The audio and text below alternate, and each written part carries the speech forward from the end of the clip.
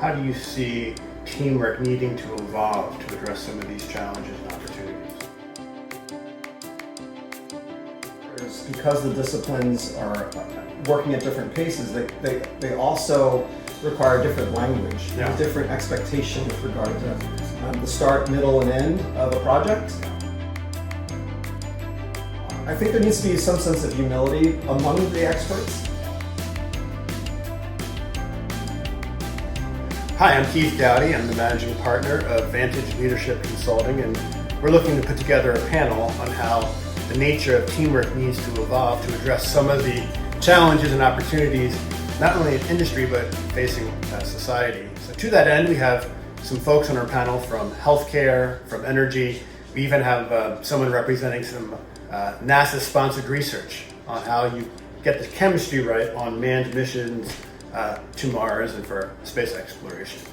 So with us today, we have Joe Kim. Joe, tell us a little bit about yourself and what you do. Yeah, hi. Great to be here, Keith. I work for Eli Lilly and Company, and I'm in a role supporting our digital health strategy, which is a big, hairy goal that a lot of people are focusing on to help use computers and sensors and wearables to characterize disease and help people manage those diseases for themselves.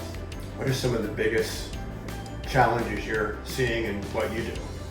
Yeah, I mean, I think the disciplines required to bring digital health to life are so varied, and they work at their different paces. So if we think about the technology world, technology advances every year to 16, 18 months. Right. Science works in terms of sort of decades, and then medicine works like kind of on a 10-year cycle time, right? So if something gets brought to the world in 1980, it's not really in practice till 1990. Yeah. So to that end, the topic at hand, how do you see teamwork needing to evolve to address some of these challenges and opportunities? I think there's a number of different variables. For starters, because the disciplines are working at different paces, they also require different language, and different expectation with regard to the start, middle, and end of a project. Yeah. And as things are working in this asynchronous cycle times, there's a lot of different translation that has to happen between these experts. And not everyone is used to speaking or thinking about cycle times of work in that way. They're not used to the jargon. You're talking about principles from electrical engineering all the way down to human anatomy, down to human factors. And these things are not at odds with each other, but they're very different. How do the way experts work together, how does that need to evolve? I think there needs to be some sense of humility among the experts to make sure that you're not going to know 80% of what the team's going to produce. Yes. And you have to bring your key learning and contribution and communicate that in a way that everyone can understand and appreciate. Yeah, it's almost like you're talking about an integrator role, bringing these disciplines together. Exactly. And I don't know if that's one person or everyone has to become multilingual in some case. Yes. But certainly if there's one person who can make sense of the different languages, so to speak, you'll have better success. Well, there are some terms you hear a lot about when people talk about leadership and how teams work together. You hear about cohesion, you hear about agility in organizations, you hear about high-performing teams. What adjustments do leaders in your world need to make some of this a reality?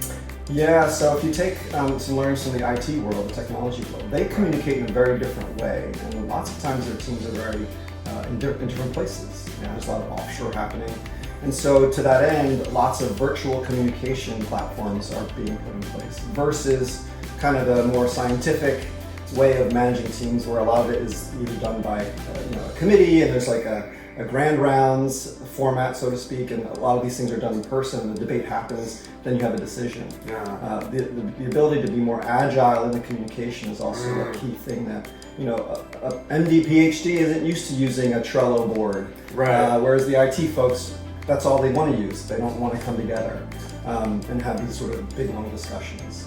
There's the working style becomes very different, and people have to learn to engage with each other in different ways. Is the notion of agility in healthcare a new concept? When it comes to how, you have these monolithic structures for these organizations, they're awfully big, they've been around a long time. I think it's not new. I think they recognize they haven't been agile enough. Yeah. So from the perspective of them needing to be more agile, it's not new, but they certainly haven't been able to practice that as effectively as the technology world. And that goes with science as well. Science takes time. Medicine takes time to practice and get it right, because if you get it wrong, Right. you can hurt a lot of people. Great, so these are some of the topics we'd explore on our panel. We'd also look at other issues that come up all the time, such as what's the importance of diversity on teams, how do you get it right, what can lead to problems, how do you get this right when working with millennials, and then how about remote teams, this sense of virtual distance that crops up. Can teams be just as effective when these things are in play? So we hope you like our video.